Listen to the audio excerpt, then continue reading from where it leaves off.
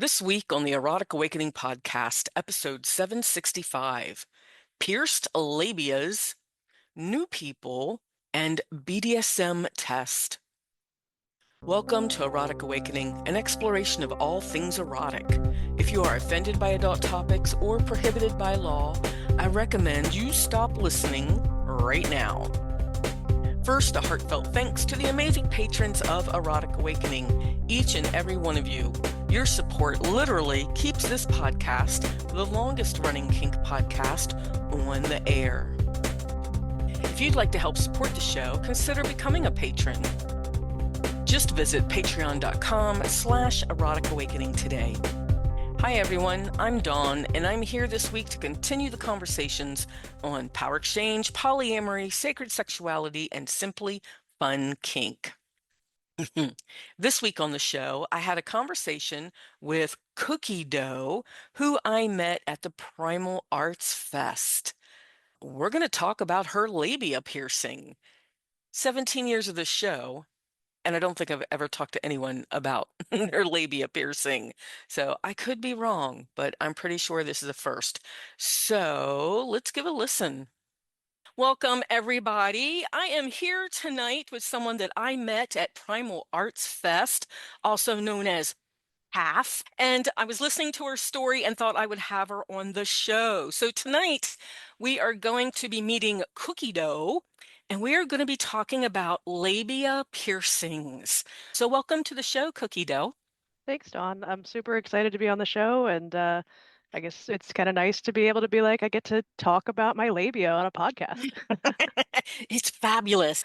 We were at Primal Arts Fest and we were standing around one of the little meet and greets or something. And the Right. group of people were just chit-chatting and someone was like, "So, how's your labia piercing?" And okay, that was a topic of conversation. I have a fantastic life. So I wanted to ask you about that because you have more than one. I would assume you would have two because you have two lips, is how I'm going to say it. You have two sides, but I think you have more than that, don't you? So give us a little bit of explanation as to what you do have. Yeah, so it's actually, I guess, not the most straightforward answer, kind of interesting. So my one partner actually did them himself. He had done them on prior partners and they worked well. Actually, two of them himself, I'll say that. And then one of them rejected, which I think we'll get into a little bit later. But I do still have one of the original ones that he put in. It is a little more shallow than a professional piercer would say would be ideal compared to the ones that she put in, because we got two more or three more professionally pierced in, one to replace the rejected one. So right now I have four total, and one is just a little more shallow. So you can actually tell. And in some ways, I like having that one that I'm like, oh, the little quirky one was the one that my partner did for me. And the ultimate plan is to have, we were going to do four total, but between my anatomy and the way that he placed the original two, we're going to go with six total. And I think after summer camp is when I'm going to get the other two because the healing process has been quite a journey for me. Oh, okay. The shallow one. So what I'm picturing is just means that it got too close to the edge. Yeah, so it's interesting because she said shallow, and I was like, I see what she means, but it's a good question. It's kind of the other ones just go a little bit further down on my labia where the actual opening is. Mm, So the shallower one, like if I am standing, naked, you can see the shallower one that's like dangling down a little bit lower. So I a just little have bit like the lower. one almost like a ball just dangling a little lower on that side. But I could see why that would be kind of special, though, because your partner did it. Why have your partner do them instead of going to a professional off the bat? I know you said that he had done them on other partners before, but was there a special reason? Yeah, it was, I guess the ultimate goal with them, once I have all of them in, is for him to be able to have control over what's inside of the openings once they're fully healed, of course.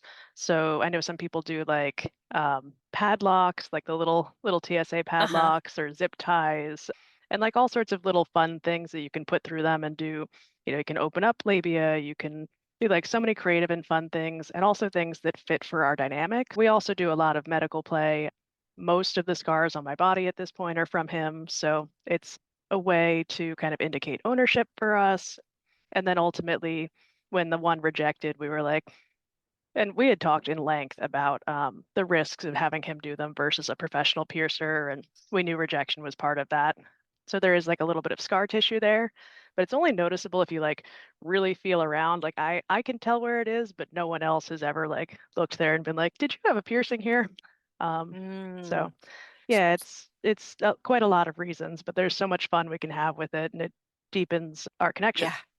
I love the whole idea of it being ownership and especially if they have the skill on how to do it and then it's like a claiming. That's yeah. So okay, I still like power exchange. Um sometimes I wonder, but absolutely. So a sign of ownership, the spreading open, all of that. Again, so many questions for you, but let's go back to the rejection. So, what does it mean that the piercing was rejected? As in, I kind of have an idea of what it means if someone's stretching their earlobe. I know what that means, kind of. So, I'm going to leave it to you to explain. Yeah, so with body piercings, I'm not as familiar with ear piercings. I have a few, but the body piercings I have feel just more complex. They do have a higher rate of rejection because when you're going into skin rather than cartilage, and there are some other factors that I don't 100% understand that I'm sure a professional piercer would be able to explain better. But the skin tends to want to get rid of foreign bodies from itself. It doesn't like the idea that you have some metal hanging out there.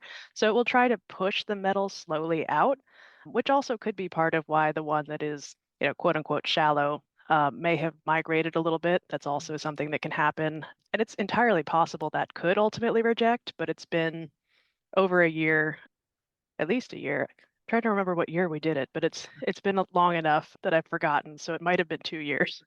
Either way, it was kind of noticeable in retrospect that it was rejecting. The skin was like getting kind of shiny and like red. So there are like certain things that you can look for that are signs that the piercing's just not, your body just doesn't want to have it there.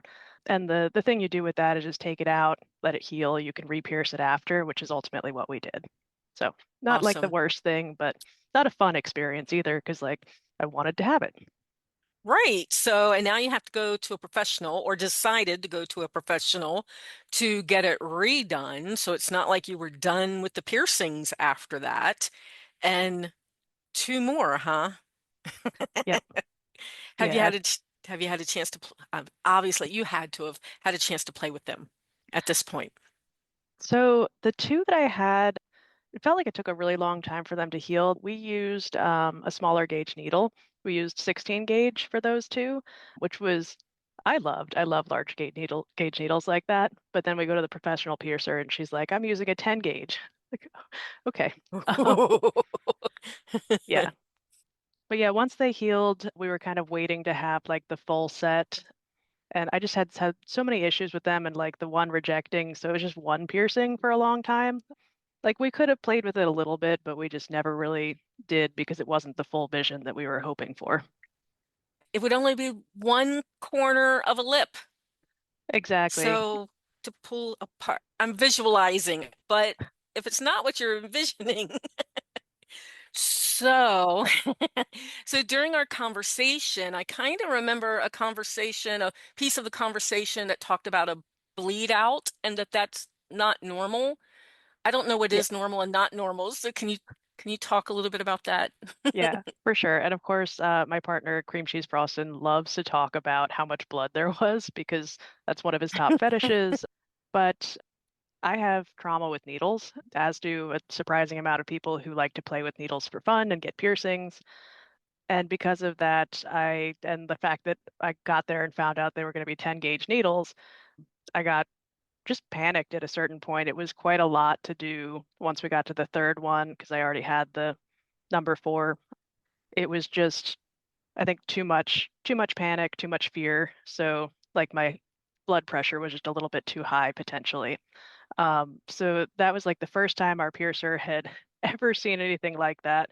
So this will like not be anybody else's experience, but um, yeah, incredibly difficult. So we're getting into like the ordeal territory if I choose to go with the other two, and we've been debating Hmm. whether or not to keep going with them. It's not most people's experience. I read online all the time. People are like, it was the easiest to get done, and I had no healing complications or anything. But yeah, everybody's body is different, and at the end of the day, it's still a genital piercing, so it's going to be on the painful side because there's a lot of nerves there. I've had nipple piercings before, and it made everything so sensitive, I ended up removing them. And I'm thinking labia, it's got a lot of nerve endings. So what's been your experience like sensitivity wise after getting the piercings? So once the healed one that I have doesn't really add much sensitivity. Once I have the two other ones I have are higher. I'm curious once those are healed, like how that'll play in, if there'll be any extra stimulation. But like once it's healed on the labia itself, tends not to feel like at least it doesn't feel any more sensitive for me. But I am kind of curious once I can like really get a vibrator on there without irritating them, how that's going to feel Right. and if it's going to add any extra sensation. So you're still in the irritation phase. So Yeah. yeah. So how do you, I wrote myself a note to make sure to ask. Do you, I mean, mm, not everybody shaves, so I'm making an assumption here. But if you are one that shaves, how do you do that? Is it hard?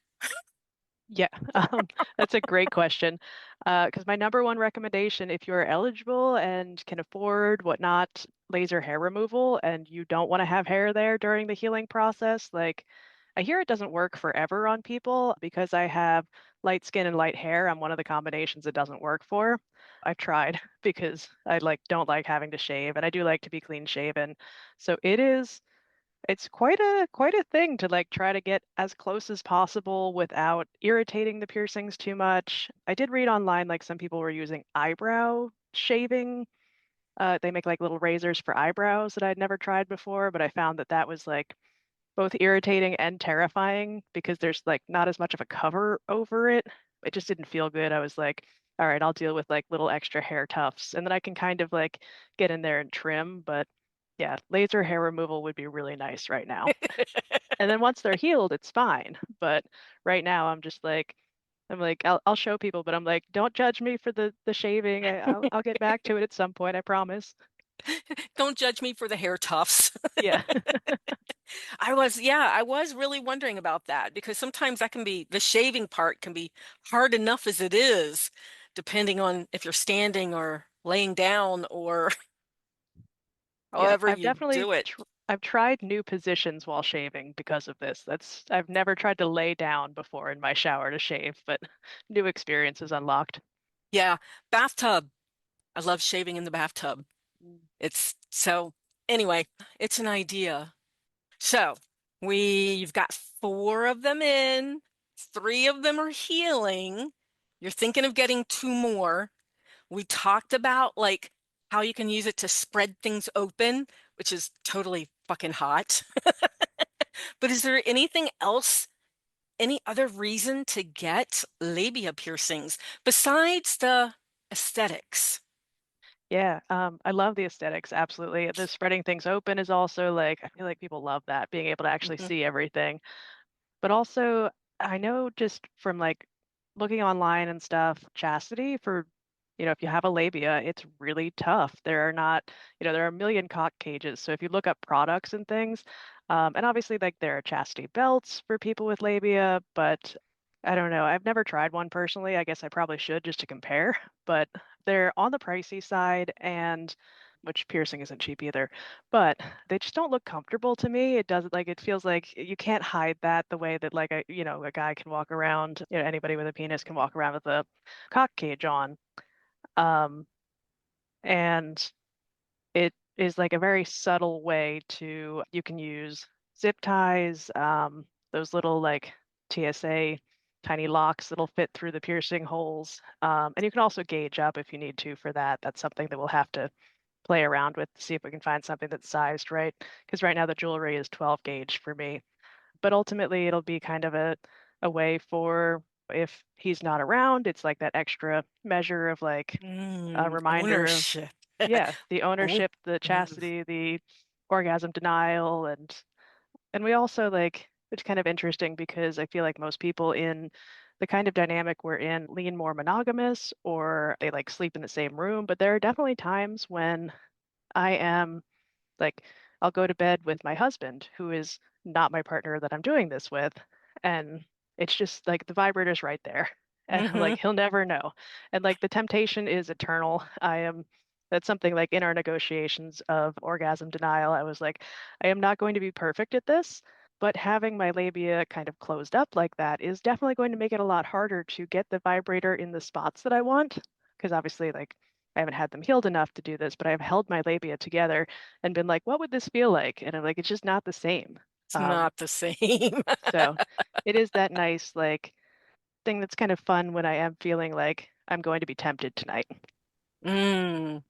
I think I've had someone on the show. Tell me if this is the same thing or not.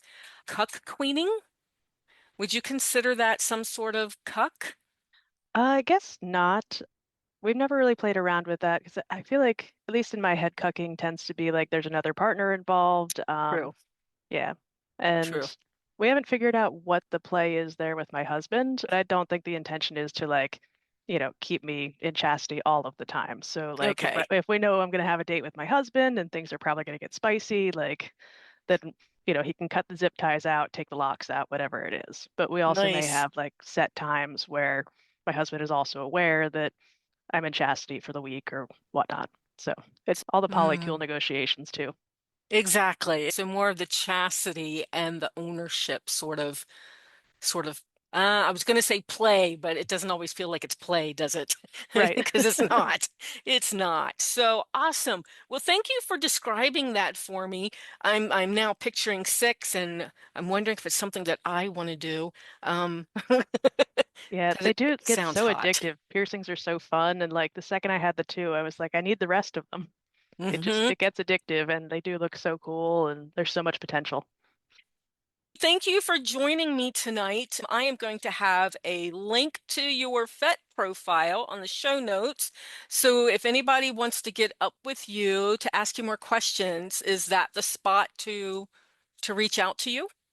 Yeah, absolutely. People can reach out to me on FET. I also have my like AMAs open if people don't want to reach out directly. And yeah, we teach on a bunch of medical play topics, so always happy to talk about piercings and anything else. We just love being able to share stuff with the community because we just enjoy it. Absolutely. I just had someone in a 101 class go, so if I want to learn how to do these things, how do I learn? And I'm like, there are so many educators. Let's get you hooked up. And he was specifically asking about piercing and blood. So, yay. All right. Well, thank you so much, Cookie Doe, for joining me tonight and explaining a little bit about labia piercings. And I hope to see you soon. Thanks for being on the show. Thanks so much, Dawn. This was great. And if you'd like to share a cup of coffee or conversation or talk about pretty much anything, here's where you can find me in person. I am currently on my way to South Dakota to check out a camping event. I'll be in Libertine in Indiana on Labor Day weekend presenting also a camping event. Then Seek, a submissive retreat in Wisconsin, October 8th through 11. Satyricon in Madison on November 8th. I'll be vending. Kink Holiday Bazaar in Chicago, November 21st, where I'll also be vending. I also have some 2027 dates that are already on the calendar, so I'm really looking forward to this. Keep up with the places I'm presenting or vending, my online classes and intensive, book news discounts, and more via the Erotic Awakening newsletter. When you sign up, you get your EA shout out like Charlie in Mississippi. Head over to eroticawakening.com and subscribe to the newsletter today. So, as you guys know, I've been on the road for a little bit. Gosh, I've been actually traveling doing this presenting for over 20 years. The last 5 years, more intensely. The last year, even intenser, is that a word? Even intenser still. So at the moment, I am actually, well, in the last 5 years, we would hit random munches depending on what state we were in. And in the last year, I've really been doing that. So I've been in 25, if not more. I just hit Iowa. So I think that was 26 states in the last year. And when I'm there, I like to try out new munches, try out new events, and things like that. But what I have found is that a lot of munches, I can't find them. I can find them on FetLife, but what I have found is that once you get to the place where the munch is, I'm new. I'm new to the area. I don't know who to look for. So sometimes the address is wrong on the event. Sometimes the place is wrong. Sometimes there's no directions on who to look for. With that in mind, I've got myself looking at a couple of different munches that I want to go to, but I may not end up going because I don't know how to find the people once I get into the restaurant or whatever it is. Now, how I fixed this when I was in my hometown was they had a munch set up for a place. Now, this is my hometown, but it's changed over the years.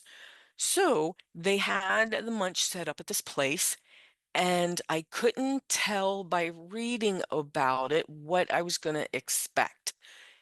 I didn't know that it was like a food court.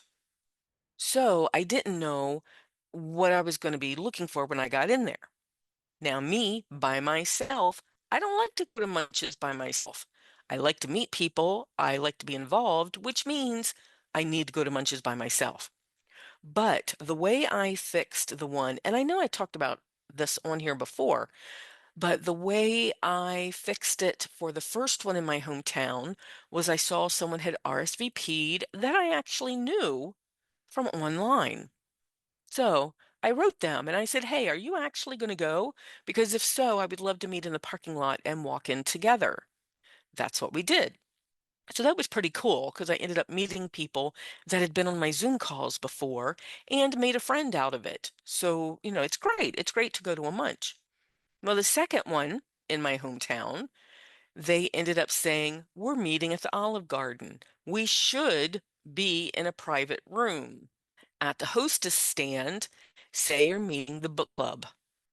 And at the beginning of our gathering, we are going to have some questions about poly that we're going to discuss. And I'm like, oh my God, well, that's perfect, right? I go to the Olive Garden. I mention at the podium that I'm there to meet a book club. Come to find out, they were not in a private room. Someone else had bumped them. So they were at a big table, kind of in a back corner with nobody sitting around us. But I wouldn't have known to look there. So because they gave directions at the podium, I got led right to them.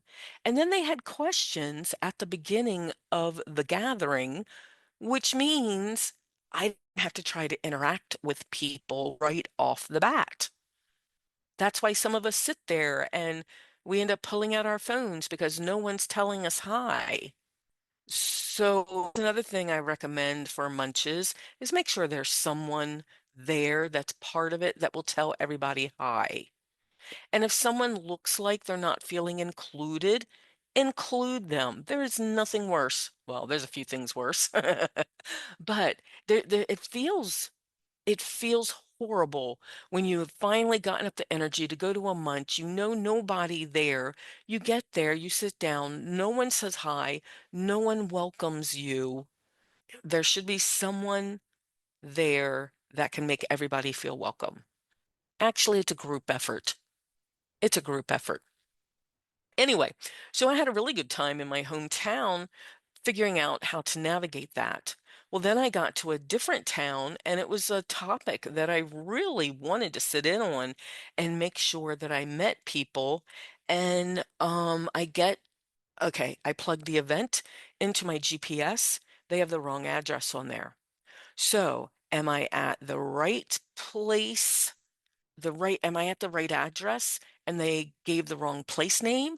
Or am I at the right place and they gave the wrong address? I don't even know what to do with this. So I called someone that is in the area, that lives in the area. I just happen to know people. Most people aren't going to know to do this. I asked someone in the area and they're like, oh no, they put the wrong address on there. Don't go into Panera. That is not where the thing is. Even if I'd gone into Panera, which is what the address had told me I was supposed to be, I wouldn't know who to look for. There was no directions in the event of who to look for. So I ended up having to find out from outside people how to find the group. Very frustrating when you're wanting to meet people.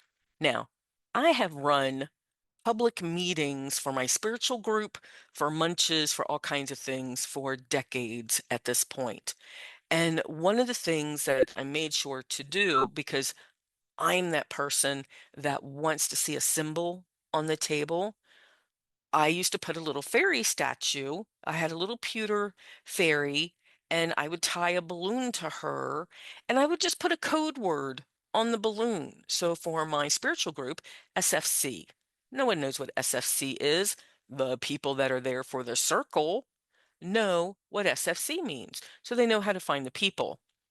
When I go to EV in Phoenix, they have a stuffed Pokemon EV on the table, and it's big, and they announce it on the event description.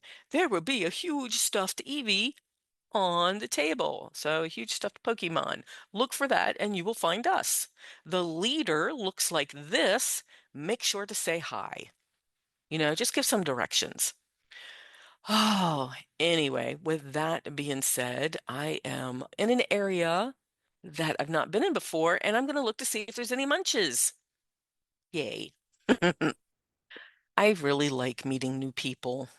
So the easier you can make it for people to meet you, the better, in my opinion. All right, enough of that. So I also did something the other night that I have not done before, believe it or not.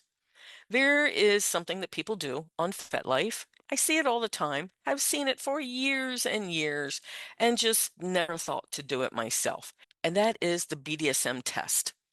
And it'll tell you whether you lean more towards being a master, a slave, a dom, a sub, a rigger, a rope bunny, things like that. And I'm like, I know who I am. I don't need to take the test. I am very aware of who I am. Well, in the last year, I'm not so sure. I'm not so sure. So let's go take the test. And then someone I was interested in, I took a look at their profile and they had the test. So I clicked the link. No surprises. No surprises. 98% masochist, 98% voyeur, which has come out in me over the years, 97% exhibitionist. Oh, that's interesting. I always thought I was more exhibitionist than voyeur, but they're right up kind of tied. 92% non-monogamous. Hmm, it's good that it's high up there because I'm solo poly. 85% submissive. That's changed. I bet you it used to be 100%. 83% primal prey. Mm. 78% rope bunny. I am not a rope bunny. I'm not a rope bunny. I don't like rope. I like restraints. I like bondage. So maybe they need to change that title a little bit because I am more into bondage. 75% degrade E. Mm. Um, yeah, we may have to talk about that at some point. 62% experimentalist. Okay, yeah, I can see that. One of the questions on the test was, will try anything once, even if I know I don't like it. There are some things I'm not going to try just to try it. I'm not. So, experimentalist, sure, but there are some things that can just stay over there. 37% slave. Mm, yep, that would have been much higher earlier. And then the rest are under that. They've got 32% rigor. I have no interest in tying people up, so I don't know how they get that. And then it goes down from there. So everything under there is switch, dominant, vanilla. Ugh.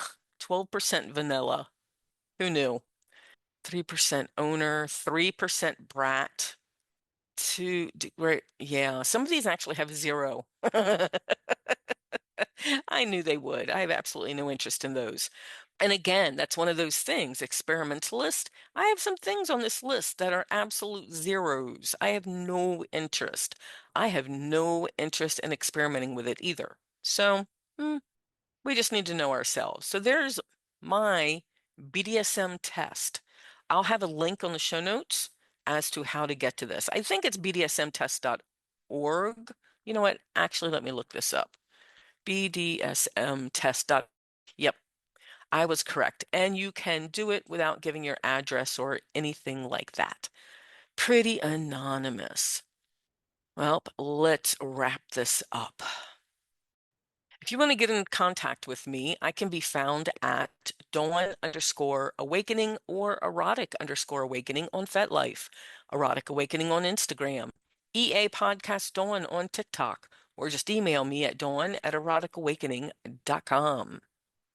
Be a part of the Erotic Awakening podcast community. You can become a patron of the show and get early access to the podcast, a free copy of the audiobook Polyamory Toolkit, free ebooks, decks of Kickstarter cards, discounts on monthly Zoom classes, member-only Discord Not Safe for Work channel, and more. Find all the goodies at patreon.com/Erotic Awakening today. And did you know there are some Kinksters out there that haven't heard of the show? Help others find Erotic Awakening. Give us high ratings wherever you listen to the podcast, and most importantly, tell your friends.